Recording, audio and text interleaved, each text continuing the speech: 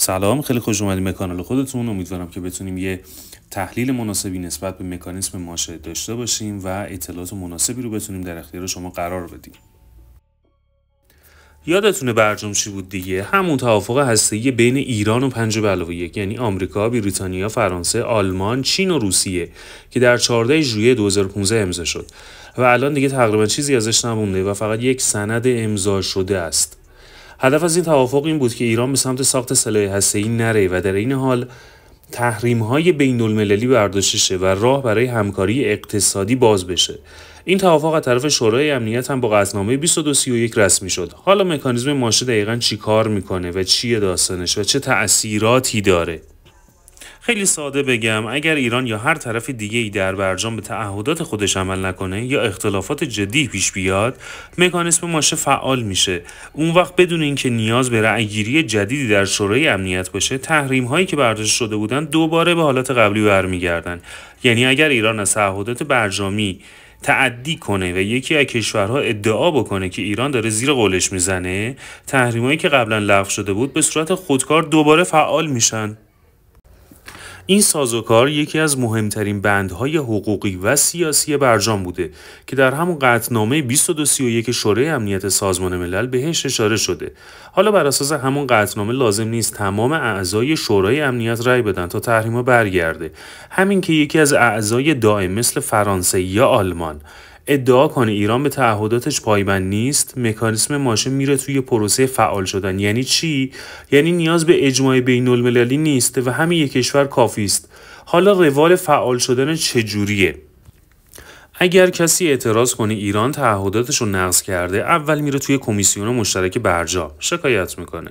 اگه موضوع اونجا حل نشد، میره سراغ وزرای خارجه کشورها. اگه اونجا هم حل نشه، میره به هیئت حل اختلاف. حالا اگر بازم حل نشد، شاکی میتونه پرونده رو بفرسته به شورای امنیت. از اون لحظه یه تایمر 30 روزه شروع میشه. اگر در این مدت شورای امنیت خودش یک قطعنامه جدیدی برای ادامه تعلیق تحریم ها تصویب نکنه، تحریم های قبل به صورت خودکار برمیگرده که البته همون هم تصویب نمیشه، چون یکی از اعضای دائم خودش میتونه وتو کنه. یعنی همون شاکیه میتونه وتو کنه و تحریما رو برگردونه. حالا جالب میدونین چیه؟ جالب اینه که مکانیسم ماشه به پیشنهاد وزیر خارجه روسیه آقای سرگئی لاوروف در مذاکرات برجام گنجونده شد تا با عنوان تضمینی برای اجرای تعهدات طرفین عمل بکنه. هدف اصلی هم برای ایجاد بازدارندگی برای جلوگیری از نقض تعهدات برجامی ایران بوده. اما در این حال به خاطر ساختار غیر قابل وتو به ابزاری برای فشار کشورهای غربی هم تبدیل شده. این مکانیزم تا اکتبر 2025 یعنی مهر 1404 اعتبار داره و بعد از اون در صورت عدم تمدید قطعنامه 2231 امکان فعالسازی اون از بین میره. واسه همینه که الان کشورهای غربی به تکاپو افتادن که تا قبل از اکسپایر شدنش در مهر ماه فعالش کنن، چون بعد از اون دیگه امکان استفاده کردن ازشون ندارن. حالا شرایط فعالسازی مکانیزم ماشه چیه؟ فعالسازی مکانیزم در شرایطی مطرح میشه که همونطور که گفتیم یکی از طرف‌های برجامی مدعی بشه که ایران تعهدات هسته‌ای خودش رو نقض کرده. حالا این تعهدات چی هن؟ 1. محدودیت در سطح غنیسازی اورانیوم. 2. کاهش تعداد سانتریفیوژها. 3. بازطراحی راکتور آب سنگین اراک. 4. اجرای پروتکل‌های الحاقی. 5.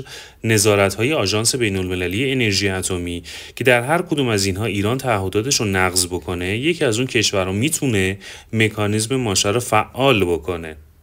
حالا در سالهای گذشته به ویژه بعد از خارج شدن آمریکا از برجام در سال 2018 و کاهش تعهدات هسته‌ای ایران در جواب به تحریم‌های یکجانبه آمریکا، کشورهای اروپایی مثل فرانسه، بریتانیا و آلمان بارها تهدید به فعالسازی این مکانیزم کردند، به خصوص پس از تصمیم ایران مبنی بر تعلیق همکاری داوطلبانه با آژانس بین‌المللی انرژی اتمی در واکنش به حملات اسرائیل و آمریکا به تأسیسات هسته‌ای ایران. حالا نقش شورای امنیت در این ماجرا چیه؟ طبق قطعنامه 2231 شورای امنیت باید به ادعای عدم پایبندی رسیدگی بکنه، ولی موضوع اینه که اعضای دائم مثل آمریکا و روسیه قدرت وتو دارند. یعنی یکی از این کشورها که مکانیزم ماشه رو فعال کنه همزمان میتونه با وتو کردن هر قطعنامه‌ای که بخواد جلوی برگشت تحریما رو بگیره راه رو برای بازگشت تحریما باز بذاره. این وسط اختلاف نظر خیلی مهم هست. بحث مهم اینه که کشورهایی که از برجام خارج شدن میتونن از مکانیزم ماشه استفاده بکنن یا نه. مثلا آمریکا که در سال 2018 رسما از برجام خارج شده میتونه این کارو کنه یا نه؟ چون خودش مدعیه که میتونه این کارو کنه و میگه از اول تو این قطعنامه بوده، پس میتونه مکانیزم ماشه رو فعال کنه. اما ایران و بقیه کشورهای برجامی، حتی کشورهای غربی، میگن نه، نمیتونه. چرا؟ چون وقتی آمریکا خودش از توافق خارج شده دیگه نمیتونه از مزایای اون استفاده بکنه. حالا اینا رو توضیح دادیم، ولی اگر مکانیزم ماشه فعال بشه چه بلایی قرار سر ایران بیاد؟ اگر مکانیزم ماشه فعال بشه خیلی سریع تحریم هایی که قبلا از طرف سازمان ملل برداشته شده بودن دوباره برمیگردن. این تحریم ها برخلاف تحریم های یک جانبه آمریکا و اتحادیه اروپا پشتشون یک مشروعیت قانونی و بین المللی دارن. وقتی اعمال بشن دنیا بهشون توجه بیشتری میکنه، یعنی شرکت ها، بانک ها و سرمایه گذارها خیلی جدی‌تر برخورد میکنن، چون از نظر قانونی هم ممکنه خودشون به دردسر بیفتن. این تحریم ها قبل از برجام بیشترین تأثیر رو روی اقتصاد، روابط سیاسی و دیپلماتیک ایران گذاشته بود. اولین ضربه‌ای هم که وارد بشه به صادرات نفته. ایران طبیعتاً بیشترین درآمدش از صادرات نفت بوده و هست.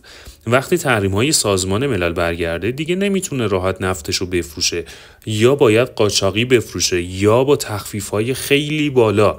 مثلا اگر قیمت جهانی نفت بشکه‌ای $80، ایران باید بشکه‌ای $60 بفروشه، تازه اونم با کلی دردسر.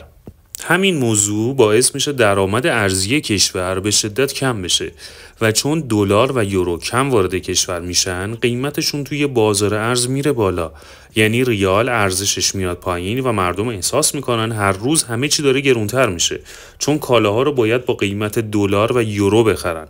از اون طرف شرکت‌های خارجی که تازه داشتن یواش یواش برمیگشتن سریع عقب نشینی میکنن، چون ریسک همکاری با کشورهایی که دوباره تحریم سازمان ملل شدن خیلی بالاست. این یعنی نه فقط سرمایه گذاری خارجی از بین میره، بلکه بعضی از سرمایه گذارهای داخلی هم پولشون از تولید در میارن و ترجیح میدن برن خارج از کشور سرمایه گذاری بکنن. دارایی‌های ایران هم در بانک‌های خارجی مسدود میشن و نقل و انتقال‌های مالی هم با محدودیت‌های خیلی زیادی روبرو میشن. حالا وقتی درآمد دولت کم بشه، داراییاش مسدود بشه و قیمت‌ها بالا بره در داخل کشور، دولت سعی میکنه با چاپ پول یا فروش ارز ذخیره کردهش اوضاع رو کنترل بکنه و این کار فقط باعث میشه تورم بیشتر بشه و مردم قدرت خریدشون میاد پایین‌تر. اجاره خونه‌ها، خورد و خوراک و پوشاک، حتی دارو گرونتر میشه. طبقه متوسط ضعیفتر میشن و بخش بیشتری از جامعه میرن زیر خط فقر. این شرایط نه تنها زندگی مردم رو سخت‌تر میکنه، بلکه باعث رکود در بحث اقتصاد میشه. چون وقتی مردم پول ندارن خرج کنن، تولید کننده ها هم نمیتونن بفروشن. خیلیا بیکار میشن، کارخونه ها تعطیل میشن. همه چی مثل دومینویه که وقتی به اون اولیه ضربه زده میشه تا آخر همه چی رو میریزه به هم. یه نکته مهم اینه که وقتی تحریم ها برمیگردن پروژه‌های بزرگ دولتی هم عقب میافتن. مثلا ساخت بزرگراه‌ها، کارخونه‌ها، زیرساخت‌ها، بیمارستان‌ها یا حتی خرید دارو و واکسن. همگی به خاطر نبود بودجه یا محدودیت‌های بانکی گیر میکنن. به خصوص در بخش کشاورزی هم که خیلی به چشم میاد. واردات کود و بذر و ماشین‌آلات خیلی لازمه که با گرونی و کمبود مواجه میشه و نتیجهش اینه که مواد غذایی هم گرونتر میشن. تو این شرایط دوباره ایران میره سراغ راههای دور زدن تحریم، مثل فروش نفت به چین با تخفیف‌های خیلی زیاد یا استفاده از صرافی‌های غیر رسمی و شرکت‌های واسطه‌ای. این راهها ممکنه در کوتاه مدتی مقدار کمک بکنن، ولی چون شفاف نیستن در بلند مدت آسیب میزنن. در کنار این هم بانک مرکزی بسیار محدود میشه، چون نه ذخیره ارزی مناسبی داره، نه میتونه راحت با دنیا مبادله کنه. پس ابزار لازم برای کنترل بازار و تورم را از دست میده. در مجموع مکانیزم ماشه اثرات خیلی زیادی بر کشور در حوزه‌های سیاسی، اقتصادی، اجتماعی و روابط بین الملل خواهد گذاشت. دوستان عزیز، خیلی ممنونم از توجه شما. امیدوارم که تونسته باشم اطلاعات لازم و مناسب رو در اختیار شما قرار داده باشم.